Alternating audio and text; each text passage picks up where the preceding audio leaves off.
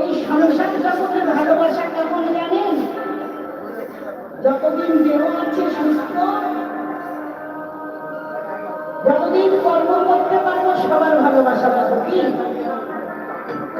যদি কাজ করতে সংসারে না পারি, আমাকে কেউ ভালোবাসবে?